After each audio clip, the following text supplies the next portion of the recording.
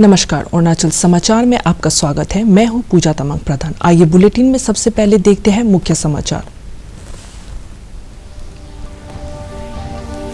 केंद्रीय कैबिनेट की बैठक में 22वें विधि आयोग के कार्यकाल को 31 अगस्त 2024 तक बढ़ाने को दी गई मंजूरी। कैबिनेट ने 2022-23 के लिए अनिवार्य रूप से खाद्यान्नों की पैकिंग जूट के थैलियों में करने को भी दी मंजूरी। चीन के मुद्दे पर कांग्रेस नेता राहुल गांधी के बयान की विदेश मंत्री एस जयशंकर ने की आलोचना। कहा, चीन को लेकर बिल्कुल भी डिफेंसिव नहीं है भारत सरकार। विदेश मंत्री ने कहा, मौजूदा समय में चीन के साथ लगी एलएसी पर है शांतिकाल की सबसे बड़ी सैन्य तैनाती। मेघालय और नागालैंड विधानसभा चुनाव में 27 फरवरी को होने वाले मतदान से पहले राजनीतिक दलों का प्रचार चरम पर। एक उम्मीदवार के निधन के कारण अब मेघालय के सिर्फ 59 सीटों पर होगा मतदान। नागालैंड में विकास के मुद्दे पर वोट डालेंगे नौजवान।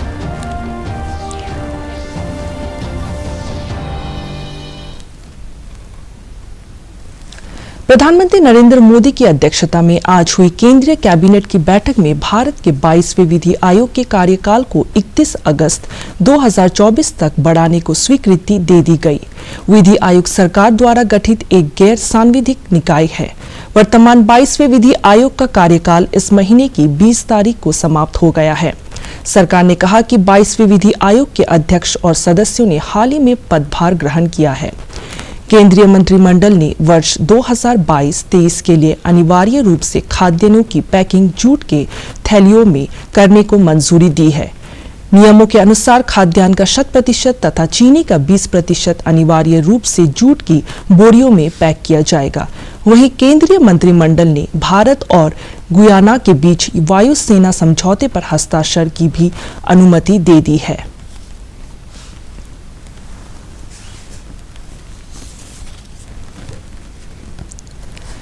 विदेश मंत्री एस जयशंकर ने कहा है कि भारत सरकार चीन के मुद्दे पर बिल्कुल भी डिफेंसिव नहीं है। उन्होंने कहा कि मौजूदा समय में चीन के साथ लगी वास्तविक नियंत्रण रेखा एलएसी पर शांतिकाल की सबसे बड़ी सैन्य तैनाती की गई है। श्री जयशंकर ने कहा कि भारत सरकार बड़ी धनराशि खर्च कर चीन सीमा पर अपने सैनिकों की तैनाती करती है। उन्होंने कहा कि वर्तमान केंद्र सरकार के कार्यकाल में चीन सीमा से सटे इलाकों में इंफ्रास्ट्रक्चर को बेहतर बनाने के लिए पहले से 5 गुना ज्यादा धनराशि खर्च की जा रही है।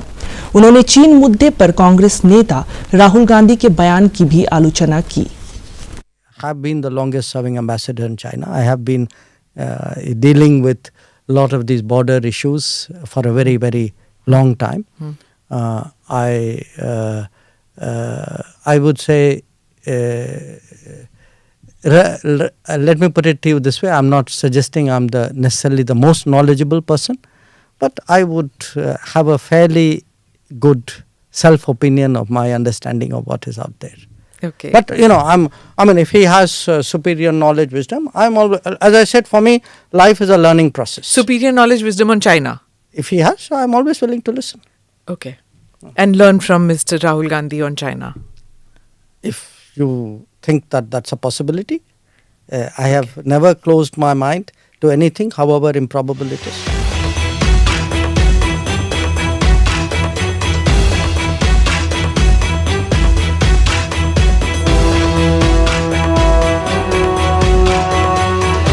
I would say, again, I use this word, this narrative that somewhere government is on the defensive, somewhere we are being accommodative. I ask people, if we were being accommodative, who sent the Indian army to the LAC? Rahul Gandhi didn't send them. Narendra Modi sent them. Okay? We have today the largest peacetime deployment in our history on the China border. Okay? And we are keeping troops there at a huge cost with great effort. We have increased our infrastructure spending on the border 5 times in this government. So now tell me, who's the defensive, accommodative person? In fact, the question you should ask is, who's actually telling the truth, who's depicting things accurately, who's playing footsie with history? I think those are the questions which should be asked.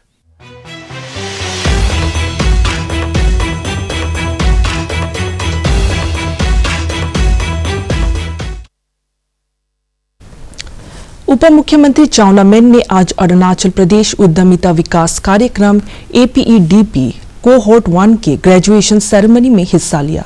इस मौके पर cohort 2 के चुनिंदा startups को seed money भी वितरित की गई। उप मुख्यमंत्री ने एक ट्वीट में इसकी जानकारी देते हुए कहा कि अरुणाचल प्रदेश सरकार अपने युवा उद्यमियों को हर संभव मदद देने के लिए प्रतिबद्ध है ताकि आगे चलकर वे नौकरी मांगने की बजाय दूसरों को नौकरी दे सके। उप मुख्यमंत्री ने अरुणाचल प्रदेश इनोवेशन एंड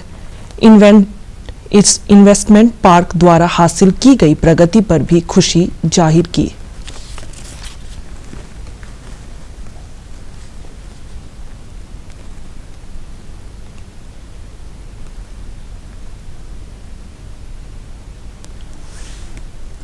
असम के नव नियुक्त राज्यपाल गुलाब चंद कटारिया ने आज गुवाहाटी में श्रीमंत शंकरदेव कला क्षेत्र में आयोजित एक समारोह में शपथ ली। श्री कटारिया असम के 31वें राज्यपाल हैं। उन्होंने प्रोफेसर जगदीश मुखी के स्थान पर यह पदभार संभाला है। राज्यपाल गुलाब चंद कटारिया राजस्थान में उदयपुर के रहने वाले हैं। राज्यपाल के रूप में नियुक्त से पहले वे राजस्थान के पूर्व गृह मंत्री और राजस्थान विधानसभा में विपक्ष के नेता रहे। उन्होंने 9वीं लोकसभा में उदयपुर निर्वाचन क्षेत्र का भी प्रतिनिधित्व किया। शपथ ग्रहण समारोह में असम के मुख्यमंत्री डॉक्टर हिमंत बिश्व शर्मा और उनके कैबिनेट के सहयोगी भी उपस्थित थे।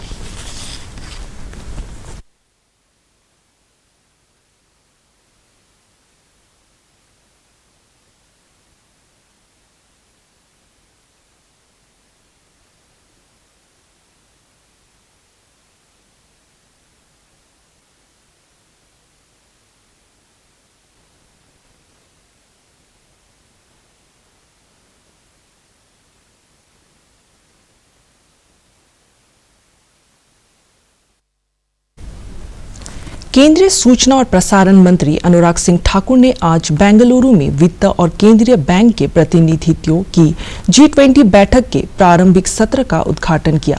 उद्घाटन भाषण में श्री ठाकुर ने कहा कि G20 की भारत की अध्यक्षता हमारे लिए एक सम्मान है और एक बड़ी जिम्मेदारी है, जिससे यह सुनिश्चित किया जा सके कि G20 के देश मतभेद दूर करने और वैश्विक महत्व के मुद्दों पर सहमति बनाने का काम जारी रखेंगे। उन्होंने कहा कि G20 प्रक्रिया के वित्त ट्रैक शीर्ष मंच में है, जो वैश्विक कार्य और नीति समन्वय के लिए प्रभावी मंच प्रदान करता है।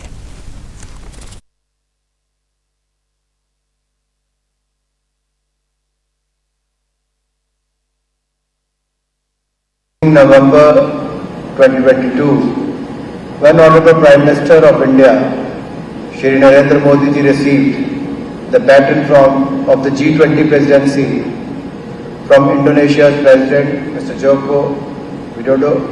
It was a proud moment for the country, as well as great responsibility to ensure that the G20 countries to bridge differences and forge consensus on matters of global importance.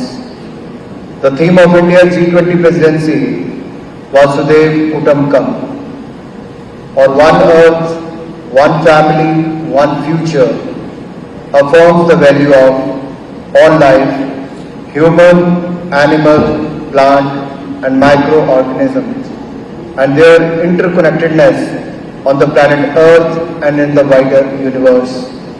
The theme reflects the importance India places on collaborative efforts to address global challenges.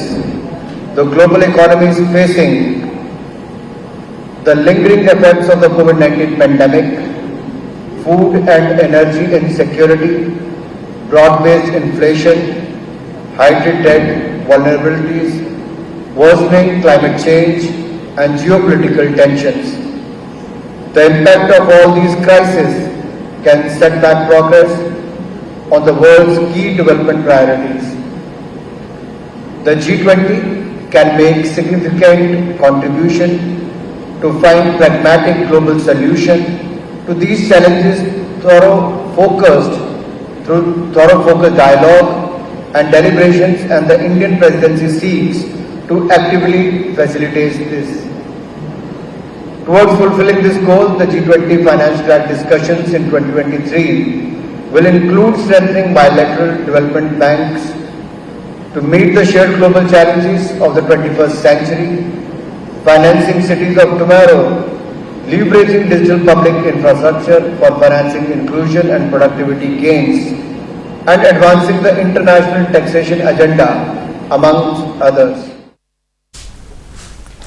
मुख्यमंत्री पेमा खांडू ने अरुणाचल प्रदेश के गुमनाम वीरों के बारे में research के बाद अपनी विस्तृत रिपोर्ट देने वाली विशेषज्ञों की टीम के सदस्यों को मंगलवार को सम्मानित किया। इस अवसर पर उनके सम्मान में मुख्यमंत्री ने डिनर का भी आयोजन किया। मुख्यमंत्री ने कहा कि गुमनाम वीरों के बारे में अपनी रिपोर्ट देने वाली विशेषज्ञों की टीम के निष्कर्ष पर आधारित अध्ययन सामग्री जल्द ही राज्य के स्कूलों और कॉलेजों में पढ़ाई जाएगी, ताकि हमारी युवा पीढ़ी अपने स्वतंत्रता सेनानियों के साहस और बलिदान से परिचित हो सके।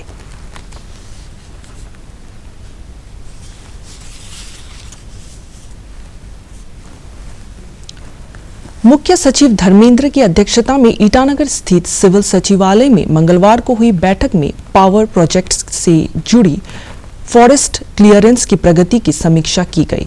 इस बैठक में पावर डिपार्टमेंट और फॉरेस्ट डिपार्टमेंट की ओर से किए गए काम पर भी चर्चा हुई।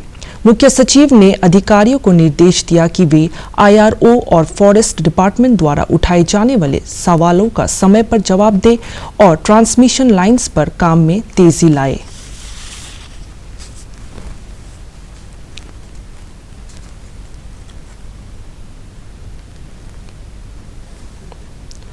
अरुणाचल प्रदेश में आज भी एक ऐसी संस्था है जो प्राचीन समय के गुरुकुल की तर्ज पर राज्य की निशी जनजाति के बच्चों को फॉर्मल एजुकेशन देने के साथ साथ उन्हें अपनी संस्कृति, रीति रिवाज और स्थानीय भाषा की शिक्षा प्रदान कर रही है। ईस्ट कामेंग जिले के रंगांव में बीते करीब 2 साल से संचालित किया जा रहा है न्यूबू न्यागम येरको अरुणाचल प्रदेश का पहला ऐसा औपचारिक स्कूल है जहां गुरुकुल शैली में बच्चों को मौलिक जनजातीय संस्कृति, भाषा और विरासत संबंधी शिक्षा दी जा रही है। पेश है एक रिपोर्ट। हैं तो आपको अरुणाचल प्रदेश के एक अनोखे गुरुकुल में लेकर चलते हैं। अनोखा हम इसलिए कह रहे हैं क्योंकि वर्तमान समय में हम देख रहे हैं कि युवा अंग्रेजी जानने और बोलने के चलते कई बार अपनी क्षेत्रीय बोलियों को भूलते जा रहे हैं, अपनी परंपराओं को, संस्कृति और विरासत को भूलते जा रहे हैं। लेकिन अरुणाचल प्रदेश का ये जो अनोखा गुरुकुल है, ये उस संस्कृति और विरासत को सहेजने का काम कर रहा है। ये यहाँ के जनजाति लोगों की भाषा को सहेजने का काम कर रहा है, उनकी संस्कृति से जुड़ने का काम कर रहा है। किस तरह का प्रयास यहाँ पर हो रहा है, आपको दिखाएंगे इस खास रिपोर्ट में।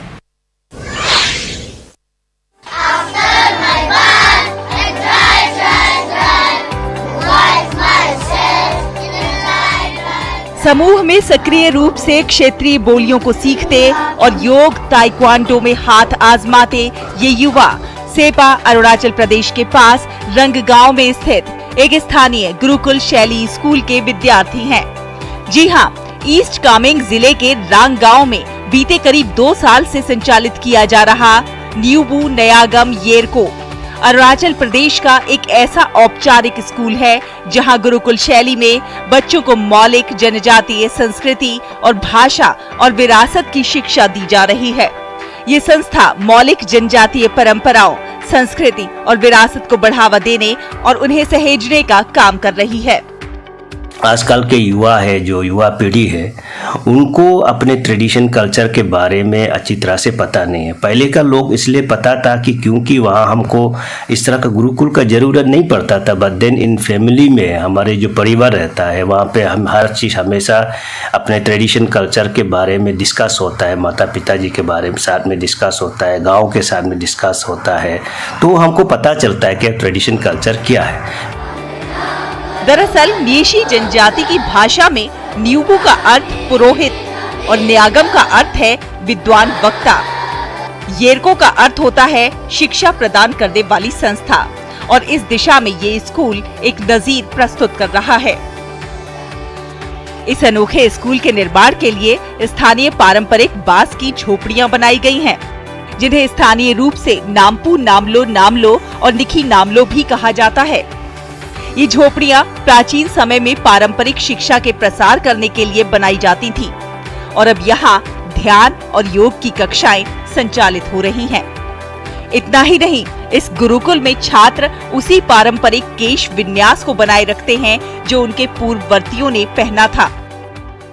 अपने विवेकानंद केंद्र द्वारा कुछ शिक्षकों की नियुक्ति की गई है और उनके माध्यम से वहां औपचारिक शिक्षा के साथ ही साथ अनौपचारिक शिक्षा भी प्रदान की जाती है, जैसे गीता श्लोकों का उच्चारण, देशभक्ति गीत सिखाना, देन लोक कथा, प्रेरक कहानियां, खेलकूद आदि ऐसी गतिविधियां सिखाए जाते हैं। दोनिये पोलो कल्चरल एंड चैरिटेबल ट्रस्ट की पहल पर शुरू किए गए न्यूबू न्यागम येरको को स्थापित करने में समाज सेवी पाई दावे ने अहम भूमिका निभाई है। इस गुरुकुल के बच्चों को फॉर्मल एजुकेशन देने की जिम्मेदारी विवेकानंद केंद्र विद्यालय ने उठाई है, जबकि अरुणाचल प्रदेश सरकार द्वारा इस संस्था को वित्तीय मदद मुहैया कराई जा रही है। विकास और आधुनिकता की दौड़ में कई बार हम अपने सांस्कृतिक मूल्यों को कहीं पीछे छोड़ आते हैं, लेकिन उम्मीद है कि न्यूबू न्यागम येरको के प्रयासों से अरुणाचल प्रदेश की नई पीढ़ी न सिर्फ आधुनिकता को अपनाएगी बल्कि अपने रीति रिवाजों को, अपने सांस्कृतिक मूल्यों को भी सहेज कर रखेगी। ईटानगर में अपने सहयोगी राजीव तेरोन और दोगिन रांदा के साथ मैं प्रियभांशु रंजन, डीडी न्यूज़। मेघालय में 27 फरवरी को होने वाले मतदान से पहले सभी राजनीतिक दलों के शीर्ष नेता चुनाव प्रचार में हिस्सा ले रहे हैं। प्रधानमंत्री नरेंद्र मोदी शुक्रवार को राज्य के पश्चिमी गारो हिल्स जिले के तुरा में एक चुनावी रैली को संबोधित करेंगे। इस बीच कांग्रेस और टीएमसी ने भारतीय जनता पार्टी के नेताओं पर भ्रष्टाचार के आरोप लगाए हैं। राज्यसभा सदस्य प्रोफेसर राकेश सिन्हा ने मौसिनराम में भाजपा प्रत्याशी के समर्थन में रैली की। मुख्यमंत्री और एनपीपी नेता कनराड संगमा ने रंगसकोना विधानसभा क्षेत्र के लिए पार्टी के उम्मीदवार के समर्थन में चुनावी सभा की। इस बीच राज्य के मुख्य चुनाव अधिकारी ने कहा कि सुरक्षा बलों की 119 कंपनियां तैनात की गई है। उन्होंने यह भी बताया कि एक उम्मीदवार का निधन हो जाने के कारण अब मेघालय की 60 विधानसभा सीटों में से सिर्फ 59 सीटों पर मतदान कराया जाएगा। Prepared all the actions and all the preparations are in full swing, and with regard to the preparations in terms of law and order, we have 119 companies here. We had 40 companies who had been deployed earlier, and another 79 had been inducted after the Tripura polls. So in terms of law and order, it is fairly smooth. Of course, unfortunately yesterday one candidate, he passed away in the hospital. So that is in Soyong constituency in East Khas Hills district. So we have already sent the information and the recommendation for adjournment of poll to the election commission. So in all likelihood elections will be held in 59 out of the 60 constituencies.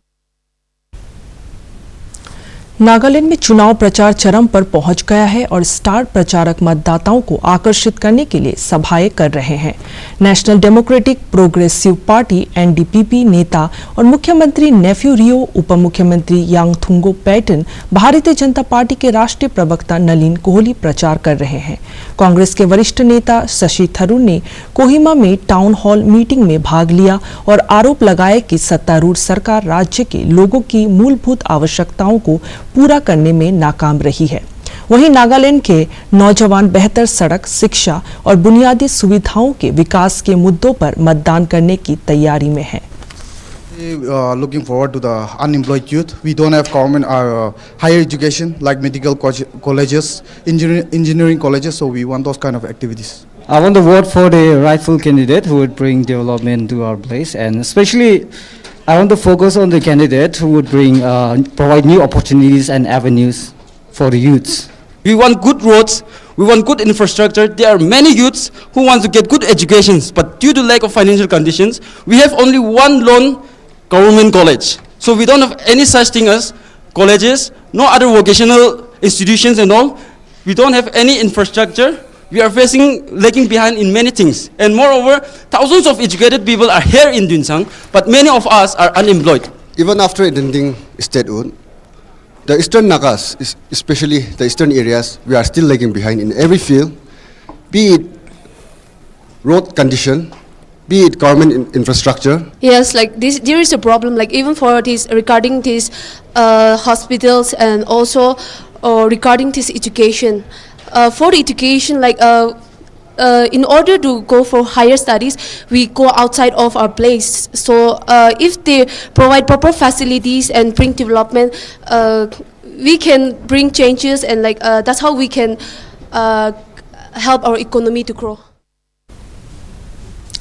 Assam rifles की Longding battalion ने लोंगडिंग जिले के पोंगचाओ गांव में Wancho musical evening का आयोजन किया। इस कार्यक्रम में स्थानीय युवाओं और असम राइफल्स के जवानों ने हिस्सा लिया।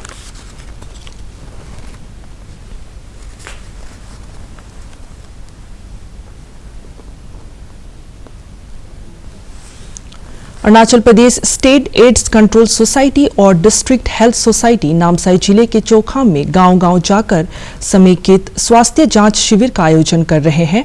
नेशनल एड्स कंट्रोल ऑर्गेनाइजेशन और जिला प्रशासन के सहयोग से आयोजित किए जा रहे इस कार्यक्रम का उद्देश्य ग्रामीण आबादी को निःशुल्क स्वास्थ्य जांच में मदद मुहैया कराना है। कि Arunachal Pradesh doctor association NACO और Arunachal Pradesh AIDS control society द्वारा integrated health screening camp Chokham circle की सभी गांवों में फ्री टेस्ट करवा रही है। इसलिए आप सभी लोगों से निवेदन है कि कृपया आप सभी हमारे साथ दें और अपना फ्री टेस्ट करवा लीजिए। मुंबई में आयोजित Dada Saheb Phalke international film festival में बॉलीवुड अभिनेता वरुण धवन को बेस्ट एक्टर क्रिटिक्स अवार्ड से सम्मानित किया गया है। वरुण धवन को यह अवार्ड उनकी फिल्म भेड़िया के लिए मिला है। भेड़िया फिल्म की शूटिंग अरुणाचल प्रदेश के लोअर सुबनसिरी जिले के मुख्यालय जीरो में हुई है। मुख्यमंत्री पेमा खांडू ने अवार्ड मिलने पर वरुण धवन को बधाई दी है।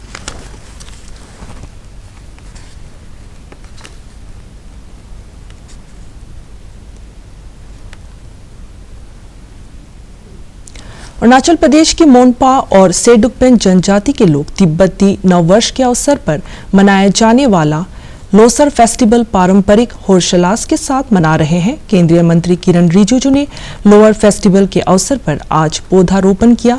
वहीं दूसरी ओर हिमाचल प्रदेश के धर्मशाला में बसे तिब्बती लोग भी धूमधाम से लोसर का त्योहार मना रहे हैं।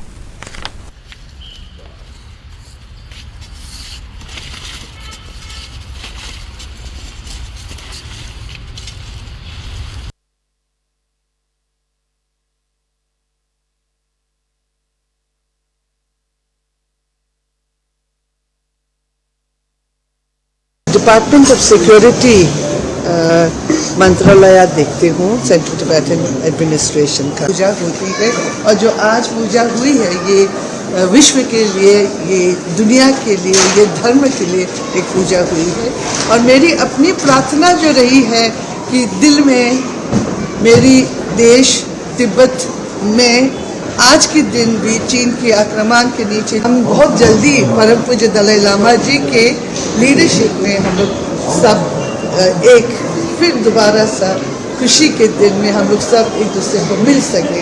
और खास करके आज के दिन मेरी प्रार्थना जो है दिल से कि भारत सरकार और भारत वासियों के लिए भी है और उन देशों के लिए है जो मानव अधिकार के लिए, जो सत्य के लिए खड़ा होते हैं। अरुणाचल समाचार के आज के अंक में इतना ही। हम कल फिर हाजिर होंगे अरुणाचल और देश दुनिया की खबरों के साथ। चलते चलते आपको बता दें कि आप अरुणाचल समाचार हमारे YouTube channel DD news Arunachal पर भी देख सकते हैं। देखते रहिए अरुण प्रभा। नमस्कार।